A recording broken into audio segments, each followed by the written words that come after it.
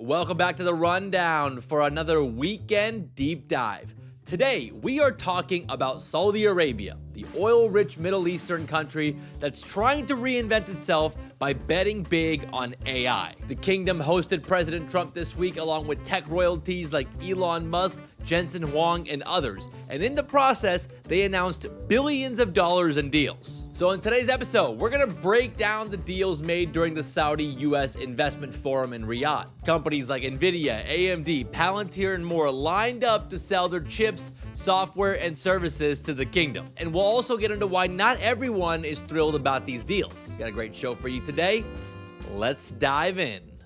Saudi Arabia's economy, like many Middle Eastern countries, has long been powered by oil. Even today, oil makes up about 30 to 40% of their GDP. And it's that oil money that's paid for all the giant, shiny skyscrapers in the desert. But things are starting to change. The kingdom is now being led by a young crown prince, Mohammed bin Salman, also known as MBS. And the dude's not even 40 yet, but he has a bold plan to reshape the future of Saudi Arabia. It's called Vision 2030. And at the center of that vision is the Public Investment Fund, or PIF, Saudi Arabia's $1 trillion sovereign wealth fund. And this is the money that MBS is using to invest in big ideas and launch even bigger projects. The PIF has poured money into companies like Uber and Lucid Motors. They're also backing other tech companies and AI firms. We're going to get into that in a bit. A famous example of the influence of Saudi money has been the Live Tour in golf. This tour was created a few years ago and started poaching players from the PGA Tour by offering these golf stars 9-figure contracts. And beyond just the golf stuff, they're expanding into other sports as well. Like a UFC event was held in Saudi Arabia earlier this year. They've done multiple WWE events, and there's now an F1 race held in the Saudi city of Jeddah every year. And beyond just the sports stuff, some of their other plans are totally wild. They're planning to spend $500 billion to build a futuristic megacity called Neom right on the Red Sea. And at the center of the Neom project is The Line, which is supposed to be a 100-mile-long linear city. It looks like it's something out of a Black Mirror episode. The plan is for the city to house around 9 million people by 2030. I got a feeling that they're probably not going to hit that target. But look, the vision is clear. Mohammed bin Salman wants to turn Saudi Arabia into a modern, innovative powerhouse with AI, humanoid robots, and maybe even jetpacks. And he's hoping that all of the deals that the kingdom signed this week with US tech companies is going to help make that future into a reality. So let's talk about some of these big deals that were announced this week. Saudi Arabia hosted President Donald Trump along with a stacked list of U.S. CEOs at the Saudi-U.S. Investment Forum in Riyadh. And the stacked guest list included people like Elon Musk, Jensen Huang, Sam Altman, Andy Jassy, Larry Fink.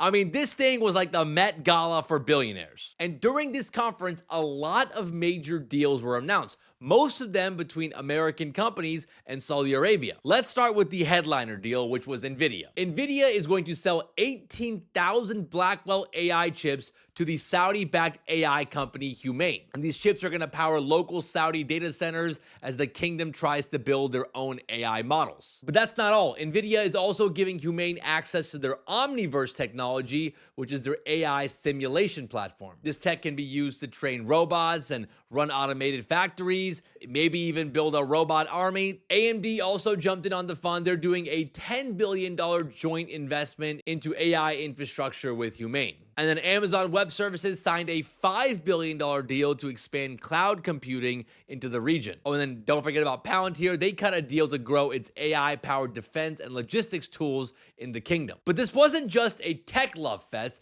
Defense played a big role here as well. The U.S. signed a $142 billion arms deal with Saudi Arabia, and this deal includes upgrades to their Air Force, cybersecurity, missile defense, and their space program. Now, no specific companies were named, but I got a strong feeling that Lockheed Martin's probably having a pretty good weekend right now. And by the way, Trump didn't just make deals with Saudi Arabia this weekend.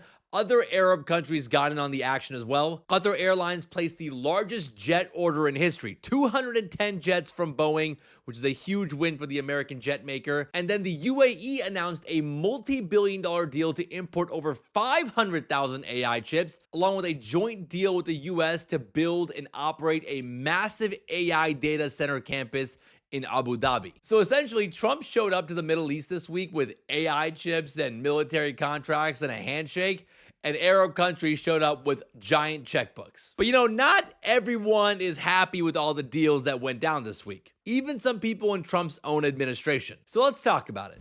So Saudi Arabia obviously wants to be a major player in AI, and let's be real, they seem to have unlimited money to make that happen. But not everyone here in the US is cheering on these AI chip deals. In fact, the Biden administration had imposed new export restrictions on advanced AI chips. They were called the AI diffusion rule. But the Trump administration recently reversed those rules right as they were about to go into effect. But still, not everyone in Trump's camp is on board with that reversal. Some Trump officials want tighter controls of these AI chips, arguing that without guardrails, these AI chips could end up in Chinese hands. But then on the other hand, you have people like David Sachs, Trump's AI czar. He's taking a different approach. David Sachs believes the best way to beat China in the AI race is to flood the market with American chips and software, and to make sure that global infrastructure runs on US tech and not Chinese tech. Like if the US government was to block Saudi Arabia from buying NVIDIA or AMD chips,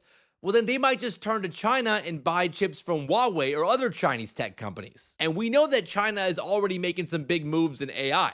Earlier this year, a Chinese AI startup, DeepSeek, released a state-of-the-art AI model for a fraction of the cost of OpenAI's model. And we're getting constant reports that Huawei continues to push ahead with their AI chip development. So with that perspective, it's probably better to lock in deals with Saudi Arabia with US tech and keep the money flowing into American companies like NVIDIA, AMD, and Amazon. And it's not just about profits. It's also about geopolitical influence and making sure that US tech remains the global standard. And I got a feeling that Saudi Arabia and NVIDIA investors are pretty happy with that decision.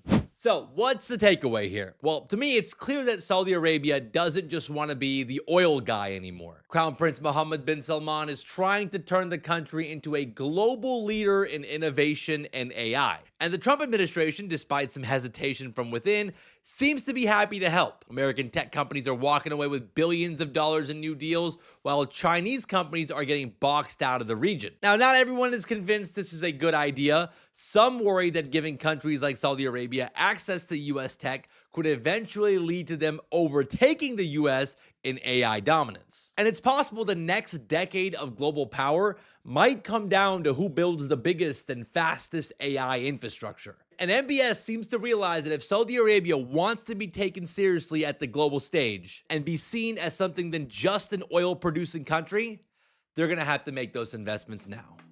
Well, all right, guys, that's it for today's Weekend Deep Dive. Hope you guys enjoyed this episode. If you did and you have like 8 extra seconds, consider giving us a 5-star rating on Apple or Spotify. And if you're listening on Spotify, don't forget to comment on this episode and let us know what topics you want us to cover in future deep dive episodes. Thank you guys again for spending a part of your weekend with us. Shout out to Mike and Connor for all the help behind the scenes. And we'll see you guys back here on Monday.